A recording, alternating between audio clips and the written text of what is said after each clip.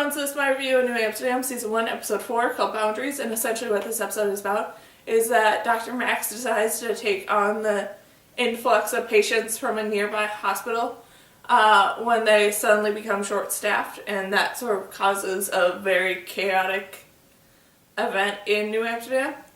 And while it's going on, Dr. Iggy sort of has to deal with whether or not he wants to continue on his work of his sort of therapeutic garden when he discovers some of the truths around it. And a very eager sort of resident discovers some truths about Dr. Bloom. And this was a very interesting and great episode that did do a very good job of dealing with a lot of chaos and a lot of switching between stories that weren't like put into all that much detail but still were interesting to see how each of them sort of played out. And everything with Max in this episode was interesting, with him both working to balance his life between being with his family as well as being at work, and then him deciding to take on this influx of patients, but then for most of the episode he's not even really there to help out because he goes and tries to be a helping hand for everyone. So he ends up sneaking out to go and help a homeless woman and her brother, who are both in very bad health. And that was interesting to see sort of how the rest of the team dealt with the fact of him not being there and him sort of taking forever to realize the issues with what he did. And that was, like I said, interesting to see how all of that sort of played out and how everyone chose to approach those sort of situations and stuff. Then everything with Dr. Bloom was interesting, with her resident running around like a madman, like super hyped up and super ready to do anything that's asked of him, and her slowly trying to figure out like why he's acting that way. And then her also just trying to manage and deal with an ER full of people and like no room to put anyone else. And then the eventual discovery by the end of this episode that she has, I believe it was ADHD, and that the resident stole her pain meds that were actually her medication for her ADHD. And that's why he was super hyped up and stuff.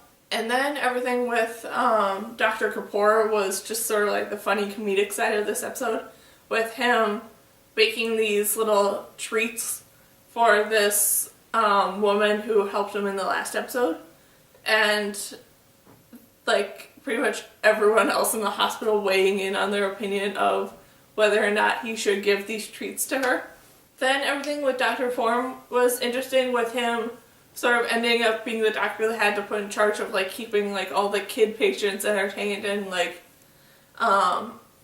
doing all this different stuff with this massive influx of people just wanting something to do, and him not wanting them to work on this garden that he just got funded because of the fact that it got funded by a major soda company.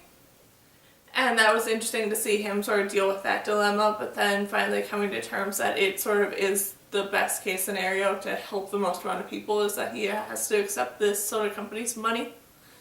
And it was interesting with how all that played out. And then I really did enjoy the bringing Gemma back into the mix and Dr. Form dealing with her and sort of trying to approach her about the possibility of her finally getting a new family and stuff like that.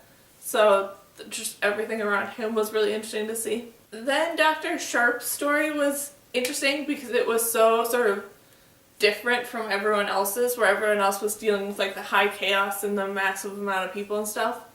Her story mostly just focused around one person and her dealing with the fact of trying to admit to this young child that her cancer is back and that it's at such a high stage that it's very unlikely that she'll survive it. So that was interesting to sort of see Dr. Sharp sort of continue on taking on the role of being a doctor again and dealing with all the hard times that come with that and dealing with everything around that. And it was very interesting with how she chose to approach explaining death to this little girl. And it was just done in a really interesting and great way that helped both the child as well as the parents sort of cope with what's to come. And I just really enjoyed that, and it was so well done in my opinion. Then everything with Dr. Reynolds was interesting with him dealing with the fact that a lot of his residents and sort of doctors and stuff are gone on this trip with several other people. So he's essentially the only surgeon available to do all these surgeries and stuff. And there's just a line of people waiting out for him to do surgeries, but he's scared to give any of his residents the ability to do the surgeries.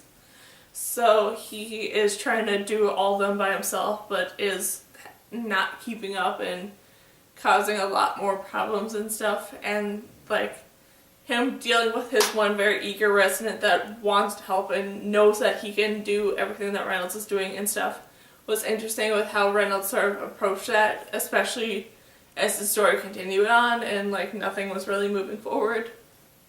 And then the ending of this episode was really great with Reynolds finally accepting that he does need help.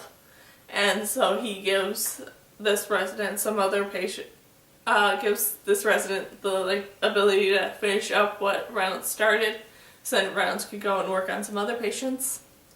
And that was just an interesting sort of growth in this episode I felt for Reynolds.